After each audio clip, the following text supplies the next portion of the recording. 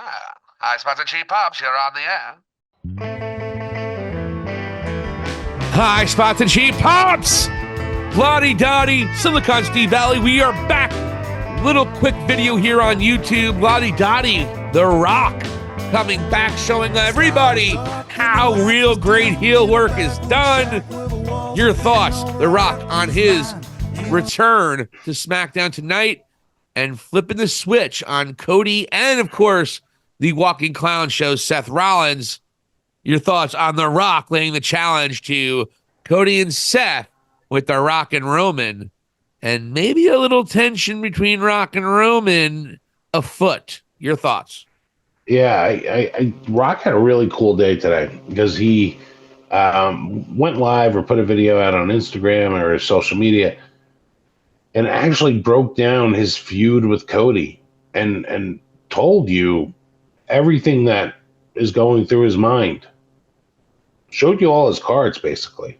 That was brilliant. And yeah, it was great. I mean, this is the sort of thing that if he could do and stay in this position of heel power and do this on the quarterly basis, even if, as we go forward, this is huge. And one of the, things that stuck out for me was I mentioned it both times today and tonight. Wrestling is cool again.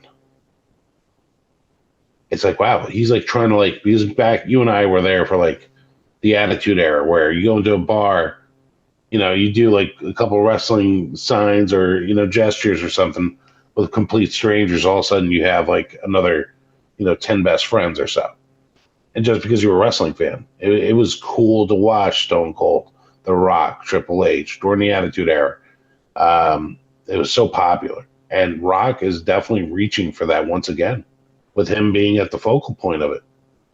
So I love the hype video or whatever, the historical video he did where he even worked in Dave LaGreca. LaGreca is going off on a Cody rant. Rock hates the Cody crybabies. He makes LaGreca seem like the poster child wearing a pink robe and everything.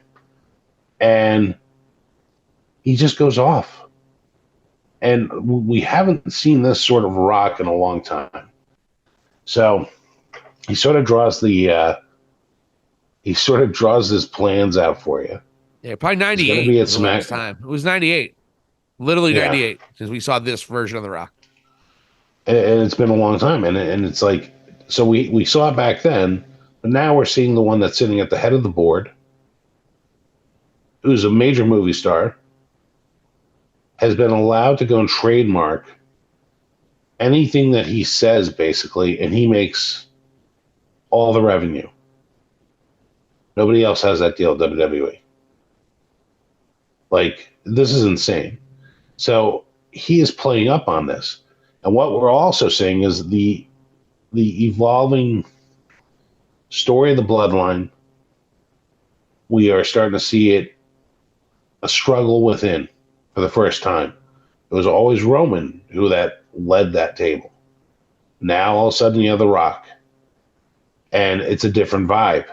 And then watching SmackDown and watching how Glendale, Arizona was not acknowledging the tribal chief. Roman played it beautifully. You look at Heyman, how he's reacting. Especially when Roman says he's about to go home. And Heyman's like, no, we didn't fulfill our obligations here. And what is the obligation was they needed to be out there for The Rock. Yep. So even Heyman sort of knows who's already calling the shots. And he's trying to be the faithful wise man still to Roman. And it's great. Heyman's otherworldly. So then you have Heyman's Roman worried coming out there. Heyman has shown that he's worried about this relationship already. Oh yeah. He starts sensing through him that they may be in over their heads. So then you have a situation there where The Rock is there and he's cutting a promo in Glendale / Phoenix, Arizona. Very 98 Rock, as he said, a way MJF wishes he could probably put people in the ground. The Rock doing this sort of driving these sort of lines through the crowd is a different level. Well, he's saying the kind of things that MJF would say, but he's the fucking Rock doing it. Rock.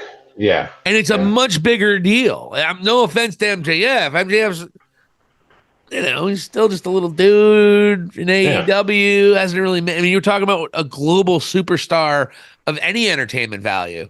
Yeah. And he's saying the kind of things that MJF, like dirtbag heel MJF, would say. And we're like, oh my God, I can't believe you say that. The Rock seems like he even upped his game from what he was saying from 25, 30 years ago. Not 30, but 25 years ago. I mean, the stuff he was saying tonight, calling the crowd a bunch of crackhead Karens. Yep. And what was it, meth mollies? The cactus loving crackheads was another one. Cactus loving. I mean, he just went off because he's like, I don't know if you guys know you broke a record. Apparently your area is the biggest crack cocaine and methamphetamine population in the country. Like, he literally just called him out for problem. And by the way, meth is bad out there, for the record. Yeah. I don't know how much of a shoot it was, and it was the worst. But yeah, it's cutting to the core of the stuff that MJF used to say, and we were like, whoa, that guy's so cool to do it. But he didn't have a brand at stake, and he's not talking to the biggest stars in wrestling. This is The Rock, and he's telling 20,000 people on a weekly basis or a bi-weekly basis now the funniest stuff to just clown the audience, and quite frankly, I'm here for it. So I'm there. It's great. Yeah, so, when The Rock got out to that ring, different level out there compared to Roman. Oh, Roman's not even almost non-existent. Roman has been an afterthought. And Rock is overshadowing not only Roman, but the existing bloodline. Like, he mentions Jimmy. He's starting to joke about Solo. Solo, he can sing the national anthem if I want him to. You should hear his voice. And then all of a sudden there was a Solo chant. And you can see Solo's having some issues. He's like looking at Roman like, should I go and spike this guy or what? You see it. You're starting to sense. Yeah, he's like, he's ready. Solo doesn't dig what's going on here. I'd love to play cards with Solo is what I'm saying right now. So Rock continues, cuts through the stadium, goes and then decides, and you and I discussed this about a couple of weeks ago, WrestleMania Night 1. Cody went and challenged The Rock. The Rock is not giving it to him his way. Now in WrestleMania Night 1, we have a tag team match. And there's a stipulation. You have Roman and Rock versus Seth and Cody. If Roman and Rock wins, the match the following night for the world title is Bloodline rules. If Cody and Seth wins the night before, it is the Bloodline is barred from the ring. Everybody. It's just Roman and Cody. So very interesting stipulation there. And as he continued to set the stipulation, again, Roman didn't set it. It's The Rock setting it. As he continues with this, he wants to finish up the night with his finally, basically do his spiel. Roman goes and stops him mid-word. And if you want to enjoy pro wrestling, watch Heyman's face when he sees that Roman has stopped The Rock. Like, Heyman's so nervous about what is about to happen here. And Roman Reigns went and asked The Rock to go and acknowledge him. To which Rock did so, definitely lied, and then embraced a "you sold out" chant from the crowd. Call them idiots. And so that's how this almost ends. And then you have the Bloodline standing there after The Rock and Roman embrace. And again, I don't know if you caught it.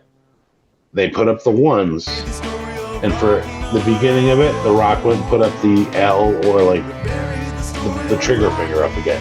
Yeah. Because it pained The Rock to say that he's the tribal chief. So did he actually wind up doing that, though?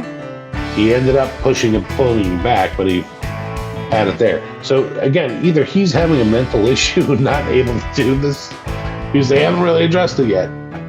Or there's a little bit, he's just showing you he's the N1. Thank you so much for watching High Spots and Cheap Pops. For Vladi Dottie, this is Silicon Steve Alley. Hit the subscribe button and let us know what you think. Thank you for watching, and here endeth the lesson.